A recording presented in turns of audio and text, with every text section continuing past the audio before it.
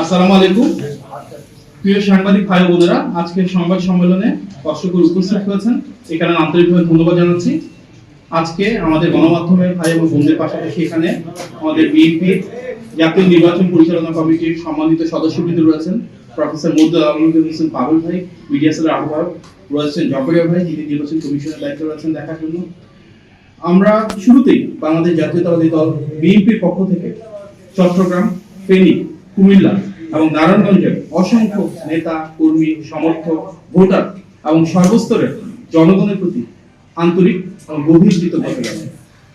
BNP chairman জনাব তারেক রহমানের এই দ্বিতীয় নির্বাচনী সফর উপলক্ষে আয়োজিত বিভিন্ন কর্মসূচিতে অংশগ্রহণ করে ধানের শীষের পক্ষে গণমানুষ একটি অভূতপূর্ব গণজোয়ার সৃষ্টি করেছেন। আপনারা নিশ্চয়ই লক্ষ্য করেছেন যে বিপুল জনসমাগমের কারণে জনাব তারেক রহমানের অনেকগুলো কর্মসূচি বিলম্বিত হয়েছিল।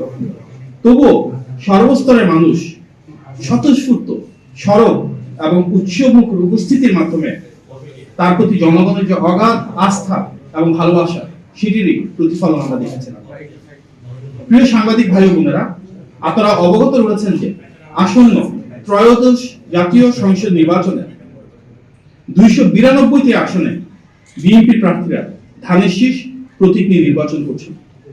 ধানের শীষ প্রতীক নিয়ে আসন্ন নির্বাচনে অংশগ্রহণকারী প্রার্থীদের মধ্যে 85 জনেরই ইতিপূর্বে সংসদ সদস্য হিসেবে জনগণের জন্য কাজ করার প্রত্যক্ষ অভিজ্ঞতা রয়েছে। তারা জনগণের সেবা করেছেন, জনগণের পাশে থেকেছেন। এছাড়াও বিএনপি মনোনীত প্রার্থীদের মধ্যে 19 জন ইতিপূর্বে বিভিন্ন মন্ত্রণালয়ের গুরুত্বপূর্ণ দায়িত্ব পালন করেছেন। প্রার্থীদের রাষ্ট্র পরিচালনার এই অতীত অভিজ্ঞতা এবং জনসম্পৃক্ততা গণমানুষের দল বিএনপিকে একটি ভিন্ন উচ্চতায় নিয়ে গিয়েছে। শিক্ষাগত যোগ্যতার দিক থেকেও বিএনপি প্রার্থীদের সক্রিয়তা রয়েছে এবং 237 জন ন্যূনতম স্নাতক সম্পন্ন করেছে। বিএনপি আসন্ন নির্বাচনে সর্বোচ্চ সংখ্যক 10 জন নারী প্রার্থীকে মনোনয়ন দিয়েছে, যা নারীর ক্ষমতায়নে আমাদের দলীয় প্রতিশ্রুতির বহিঃপ্রকাশ। ইনশাআল্লাহ এই সংখ্যা আগামী দিনে আরো বেশি, আরো বাড়ানোর জন্য আমরা দৃঢ়ভাবে অঙ্গীকারবদ্ধ। আপনারা অবগত আছেন যে দেশের অর্ধেক জনগোষ্ঠী নারী হওয়া সত্ত্বেও একজন নারীকেও মনোনয়ন দেয়নি এমন রাজনৈতিক দল রয়েছে, যা হতাশাজনক ও দুঃখজনক।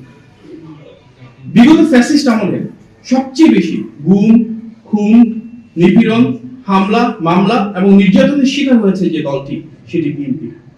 স্বাভাবিকভাবেই বিএনপির মনোনীত প্রার্থীদের মধ্যে ফ্যাসিস্ট দ্বারা সবচেয়ে বেশি যারা নির্যাতিত হয়েছেন, ওনাদের আধিক্য রয়েছে। বিগত স্বৈরাচারী শাসন আমলে গুম হওয়াদের মধ্যে রয়েছেন 3 জন প্রার্থী, তথা জনাব সালাউদ্দিন আহমদ, জনাব আনিসুর রহমান তালুকদার খোকন ও জনাব হুম্মাম কাদের চৌধুরী। এছাড়াও গুমের শিকার হওয়া পরিবারের মধ্য থেকে 2 জন প্রার্থী রয়েছেন। তারা হলেন সাবেক এমপি জনাব ইলিয়াস আলীর স্ত্রী তাসিন রুজদির লুনা এবং সাজিদুল ইসলাম সুমনের বোন ও মায়ের ডাকে সমন্বয়ক সানজিদা ইসলাম তুলি। উল্লেখ্য যে বিএনপির প্রার্থীদের মধ্যে প্রায় সকলের নামই বহু মামলা রয়েছে, অনেকের বিরুদ্ধেই তার সংখ্যায় শতাধিক ছাড়িয়ে গেছে। অগ্রযাত্রা প্রতিদিন নির্ভীক প্রত্যয়ে উজ্জীবিত।